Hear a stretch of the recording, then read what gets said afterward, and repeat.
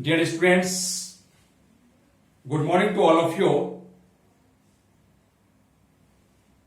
Today's topic is interconversion of states of matter. Interconversion of states of matter क्या है students? तो dear students, interconversion of states of matter में the changing of one state of matter to another state and then back to the original state is called interconversion of states of matter. Dear students, matter की एक अवस्था का दूसरी अवस्था में बदलना, फिर अगेन ओरिजिनल फॉर्म में वापस आना, उसी को हम लोग कहते हैं इंटरकन्वर्सन ऑफ स्टेट्स ऑफ मैटर. तो इंटरकन्वर्सन ऑफ मैटर्स होने के लिए कुछ कंडीशंस है. उसके लिए चेंजिंग इन टेम्परेचर, इंक्रीजिंग और डिक्रीजिंग द प्रेशर, और both changing the temperature and pressure. But first students, we will discuss the interconversion of states of matter.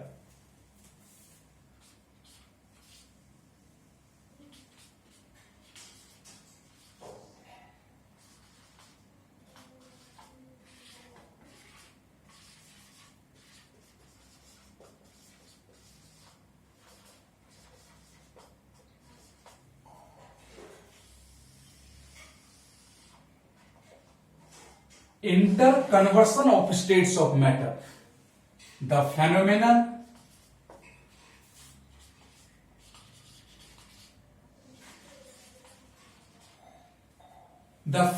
of change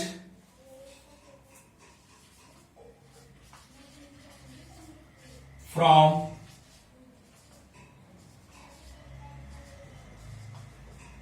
one state of matter to another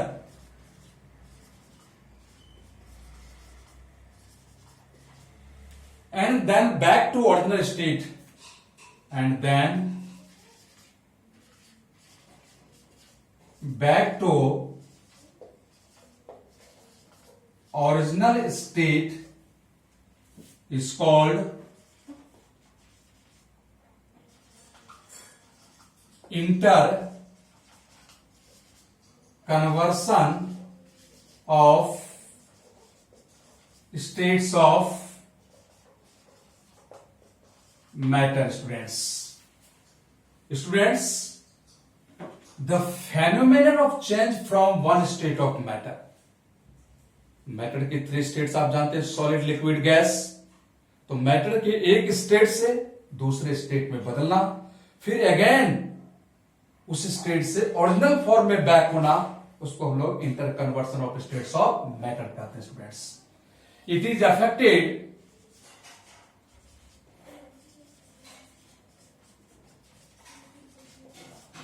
bye changes in conditions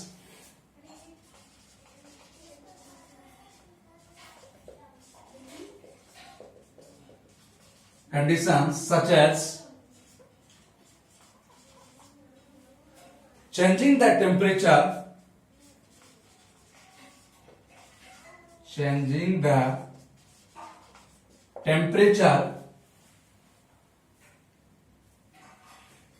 increasing or decreasing the pressure,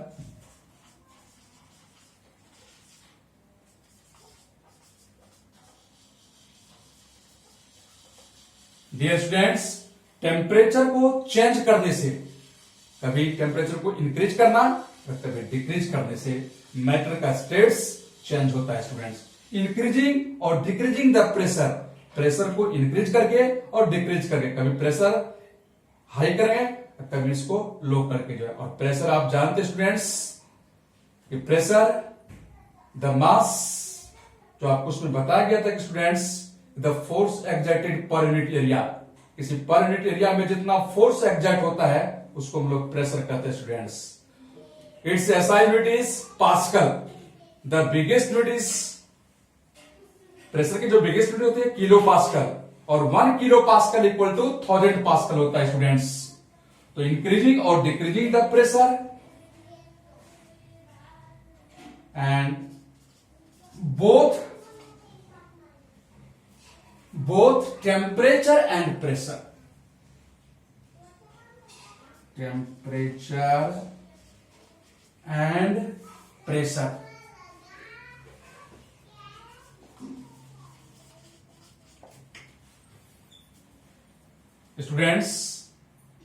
students, changing both temperature and pressure, एक साथ pressure और temperature को हम change करके matter के states को हम बदल सकते हैं स्टूडेंट्स। एग्जांपल स्टूडेंट्स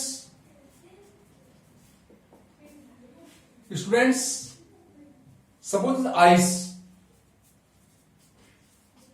जो कि स्टूडेंट्स सॉलिड में है। जब आप टेम्परेचर को इंक्रीज कराओगे डियर स्टूडेंट्स, तो आइस कन्वर्ट इनटू लिक्विड, और liquid changes into gaseous form में जो चेंजेस होता है स्टूडेंट्स, तो मैटर का एक स्टेट से दूसरे स्टेट्स में चेंज होना, इसी प्रोसेस को हम लोग कहते हैं dear students interconversion of states of matter. Ice जो कि सॉलिड था, जिस प्रोसेस हम इसको लिक्विड में कन्वर्ट किए, और इस प्रोसेस को हम लोग कहते हैं डियर स्टूडेंट्स इसको मेल्टिंग। और लिक्विड से जो गैस जो प्रोसेस में हम जो करते हैं स्टूडेंट्स, या वेपोराइजेशन है या इवेपोरेशन है। Dear students interconversion of states of matter को आप अच्छी तरह से जो समझोगे, उसको हम डायग्राम की सहायता से आपको समझा रहे हैं स्टूडेंट्स।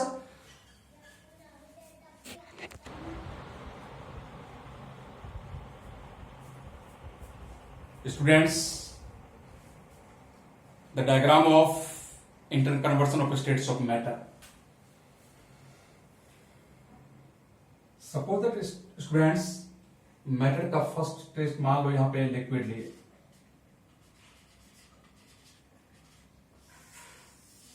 इस लिक्विड को जिस प्रोसेस से हम उसको सॉलिड में लाते हैं स्टूडेंट्स, लिक्विड को जिस प्रोसेस से हम सॉलिड में कन्वर्ट करते हैं स्टूडेंट्स, उसको स्टूडेंट्स हम लोग कहते हैं सॉलिडिफिकेशन।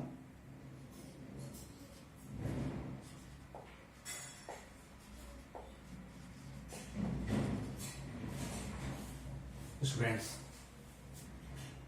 लिक्विड से फिर गैस में जिस प्रोसेस से स्टूडेंट्स हम कन्वर्ट करते हैं स्टूडेंट्स, उस प्रोसेस को हम लोग स्टूडेंट्स कहते हैं वेपोराइजेशन स्टूडेंट्स।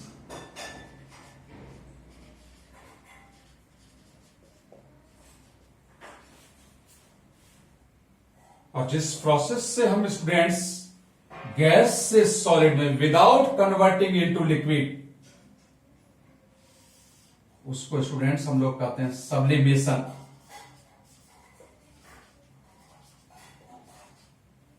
फिर रिवर्स में बैक करेंगे, ओरिजिनल फॉर्म में लाएंगे स्टूडेंट्स। सॉलिड से लिक्विड में जिस प्रोसेस हम कन्वर्ट करते हैं स्टूडेंट्स, उसको हम लोग कहते हैं स्टूडेंट्स फ्यूजन। फिर सॉलिड से गैस में जब हम कन्वर्ट करते हैं students without converting into liquid, उसको भी हम लोग कहते हैं स्टूडेंट्स सब्लिमेशन। और गैस से फिर जब आप लिक्विड में कन्वर्ट जिस प्रोसेस से करोगे स्टूडेंट, उसको हम लोग कहते हैं कंडेंसेशन।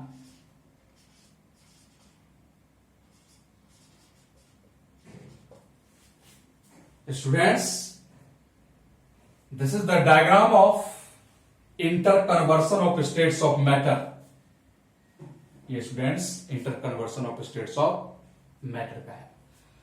अब स्टूडेंट्स किसी भी मैटर के स्टेट्स को जो हम चेंज करते हैं, सॉलिड से लिक्विड, लिक्विड से गैस, गैस से सॉलिड, उनमें कौन कौन से फैक्टर्स इन्वॉल्व होते हैं students? Now we will discuss the factors which affect the change of states of matter. First, melting. Students, matter की स्टेट जो चेंज होता है सॉलिड से लिक्विड, लिक्विड से गैस और गैस से फिर सॉलिड में जो चेंज होता है उसको अफेक्टिंग करने वाले कौन कौन से फैक्टर्स है स्टूडेंट्स? तो first factors students, melting, second boiling, third freezing, fourth condensation, fifth sublimation, sixth evaporation. Dear students, matter का जो स्टेट्स जो चेंज होता है उस चेंज को अफेक्ट करने वाले जो मेन जो फैक्टर्स होते हैं students, first melting, second boiling, third freezing, fourth condensation, fifth sublimation, sixth evaporation. अब स्टूडेंट्स ये हम समझेंगे कि मेल्टिंग क्या है। What is melting? The process in which solid changes into liquid. जिस प्रोसेस के तहत कोई सॉलिड लिक्विड में चेंज होता है उसको हम लोग स्टूडेंट्स कहते हैं मेल्टिंग प्रोसेस कहते हैं। तो डियर स्टूडेंट्स, कि it is also called fusion. इसको हम लोग फ्यूजन भी कहते हैं। किसको? मेल्टिंग को जो है। तो मेल्टिंग में क्या होता है students? Solid changes into liquid. जिस प्रोसेस के तहत सॉलिड लिक्विड में चेंज होता है उसको मेल्टिंग कहते हैं। और it is also called fusion. और जिस खास टेम्परेचर पर कोई सॉलिड मेल्ट्स होता है लिक्विड में उसको हम लोग कहते हैं students melting point. The temperature at which solids substances converts into liquid is called melting point. Example, the melting point of ice is 0 degree Celsius. तभी आपने मेल्टिंग और मेल्टिंग पॉइंट के बारे में स्टडी की स्टूडेंट्स। सेकेंड फैक्टर्स है जो change of states of matter को अफेक्ट करता है, बॉइलिंग। बॉइलिंग में क्या होता है students? The process in which liquid changes into gaseous form. जिस प्रोसेस के तहत लिक्विड गैसियस में चेंज होता है उसको हम लोग कहते हैं बॉइलिंग प्रोसेस कहते हैं। बॉइलिंग पॉइंट ये भी स्टडी करेंगे students. The temperature at which liquid changes into gaseous form उसको स्टूडेंट्स हम लोग कहते हैं boiling point. As you know that the boiling point of water is 100 degree Celsius. Third factor है आपको स्टूडेंट्स फ्रीजिंग, कि the process of changing a liquid into solid bye cooling. Cooling process के द्वारा जब हम किसी लिक्विड को हम सॉलिड में कन्वर्ट करते हैं स्टूडेंट्स उसको हम लोग स्टूडेंट्स क्या कहते हैं? फ्रीजिंग कहते हैं। और it is the reverse of melting. Freezing किसका रिवर्स होता है? मेल्टिंग का होता है स्टूडेंट्स। और फोर्थ फैक्टर्स क्या है स्टूडेंट्स? कंडेंसेशन। कंडेंसेशन क्या है students? The process in which gaseous substance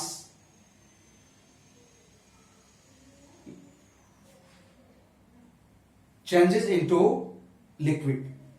gaseous को जब हम लिक्विड में कन्वर्ट करते हैं जिस प्रोसेस के तहत, उसको हम लोग कहते हैं स्टूडेंट्स कंडेंसेशन कहते हैं student. It is the reverse of boiling. Condensation किसका रिवर्स होता है? बॉइलिंग का होता है students. Once again, condensation is a process in which gaseous substances convert into liquid। जब हम गैसियस सब्सटेंस को हम उसको इसमें लिक्विड में कन्वर्ट करते हैं। सपोज दैट मान लो कि आयोडीन एक वेपर्स के रूप में गैसियस फॉर्म में है स्टूडेंट्स, और कूलिंग प्रोसेस के तहत जब उसको लिक्विड में कन्वर्ट करते हैं, तो जिस प्रोसेस के तहत यह कन्वर्ट हुआ उसको हम लोग कहते हैं कंडेंसेशन कहते हैं स्टूडेंट्स। फिफ्थ फैक्टर्स है students sublimation. Sublimation is a process in which solid substances convert into gaseous substance without converting into liquid or vice versa is called sublimation। Sublimation में क्या होता है स्टूडेंट? सॉलिड डायरेक्ट गैस और gaseous substance क्या होता है? Direct solid में convert होता है जिस प्रोसेस के तहत, और विदाउट कन्वर्टिंग इनटू लिक्विड, इसमें सॉलिड जो गैस में कन्वर्ट होता है स्टूडेंट्स, और गैस जो सॉलिड में कन्वर्ट होता है जिस प्रोसेस के तहत, उसको हम लोग कहते हैं स्टूडेंट्स सब्लिमेशन कहते हैं स्टूडेंट्स। सिक्स्थ प्रोसेस है evaporation, the process in which liquid substances convert into gaseous substances। इसमें लिक्विड गैसियस में या वेपर्स में या स्टीम में कन्वर्ट हो जाना, उसको हम लोग कहते हैं स्टूडेंट्स इवेपोरेशन कहते हैं स्टूडेंट्स। तो डियर स्टूडेंट्स, इवेपोरेशन भी किन किन फैक्टर्स पर डिपेंड करता है उसके बारे में भी स्टडी करेंगे स्टूडेंट्स। तो इवेपोरेशन जिन जिन फैक्टर्स पे डिपेंड करता है, तो उस फैक्टर्स का नाम है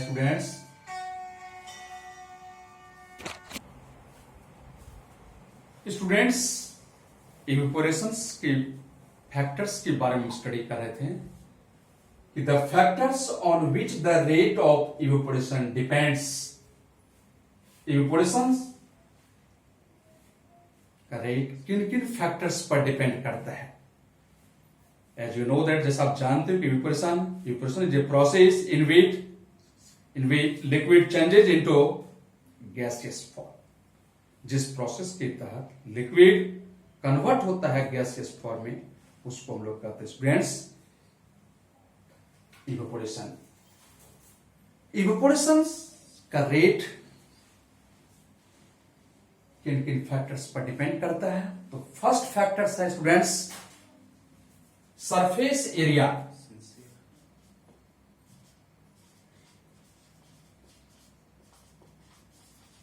second temperature.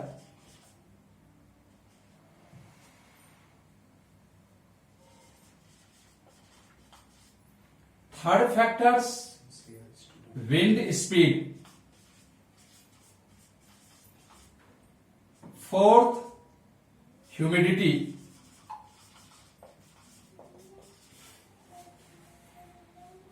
Dear students, evaporation के रेट को जो जो फैक्टर्स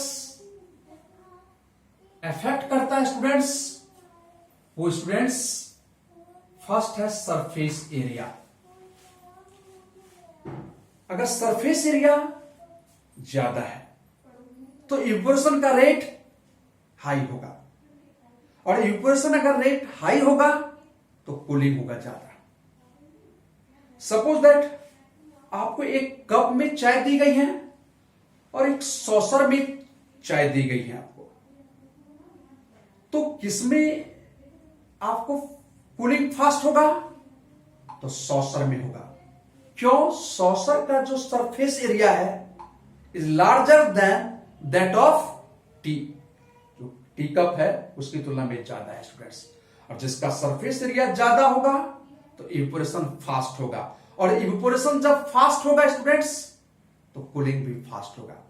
इसलिए कि स्टूडेंट्स क्या होते हैं कि जो कप में जो हॉट टी होते हैं या हॉट मिल्क होते हैं उसकी तुलना में हम लोग सॉसर में रखे हुए हॉट टी या हॉट मिल्क को हम आसानी से क्या करते हैं, उसको स्टूडेंट्स पी लेते हैं स्टूडेंट्स, क्योंकि सरफेस एरिया सॉसर का ज्यादा है।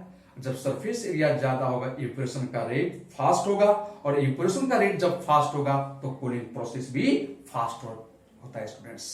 तो फर्स्ट फैक्टर्स जो डिपेंड किया स्टूडेंट्स रेट ऑफ इवेपोरेशन में वह सरफेस एरिया था। सरफेस एरिया अगर हायर होता है तो इवेपोरेशन क्या था, फास्ट। सेकंड है टेम्परेचर, अगर हायर द टेम्परेचर तो evaporation rate will be fast. Temperature अगर हाई है तो इवेपोरेशन का रेट क्या होगा, फास्ट होगा। जो temperature directly proportional to the rate of evaporation जो है। अगर टेम्परेचर लो है तो इवेपोरेशन का रेट, इवेपोरेशन स्लो होगा स्टूडेंट्स। थर्ड है विंड स्पीड, अगर विंड स्पीड हाई है, हवा काफी तेज गति से अगर बह रही है तो उसमें इवेपोरेशन भी फास्ट होगा जो है। जैसे वेट क्लॉथ, गीली जो कपड़े हैं, अगर विंड स्पीड हाई है तो उसमें कपड़े जल्दी सूख जाते हैं, ड्राई हो जाते हैं। क्यों? इवेपोरेशन फास्ट होता है स्टूडेंट्स उसमें। और ह्यूमिडिटी, अगर हाई ह्यूमिडिटी है एटमॉस्फेयर में तो इवेपोरेशन का रेट स्लो होगा स्टूडेंट्स। जैसे रेनी सीजन में स्टूडेंट्स जो वेट क्लॉथ होते हैं, गीले कपड़े, वह जल्दी ड्राई नहीं होते। क्यों? एटमॉस्फेयर में स्टूडेंट्स ह्यूमिडिटी काफी हाई है, और ह्यूमिडिटी जब हाई होगा तो इवेपोरेशन का रेट स्लो होता है। इसलिए करके रेनी डे में कपड़े जल्दी सूखते नहीं है, इसकी तुलना में समर डेज की तुलना में जो स्टूडेंट्स। तो ये सभी फैक्टर्स है स्टूडेंट्स जो इवेपोरेशन की रेट को क्या करते हैं, अफेक्ट करते हैं। या इवेपोरेशन का रेट जिन जिन फैक्टर्स पर डिपेंड करता है वो मेनली रूप से आपको दिया गया। Surface area first, second temperature, third wind speed, और फोर्थ ह्यूमिडिटी।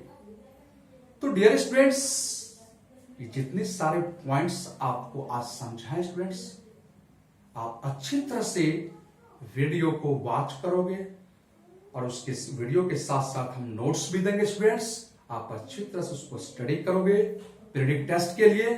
मुझे पूरी आशा है कि आप पेपर को अच्छी तरह से कंडक्ट करोगे स्टूडेंट्स। Thanks students.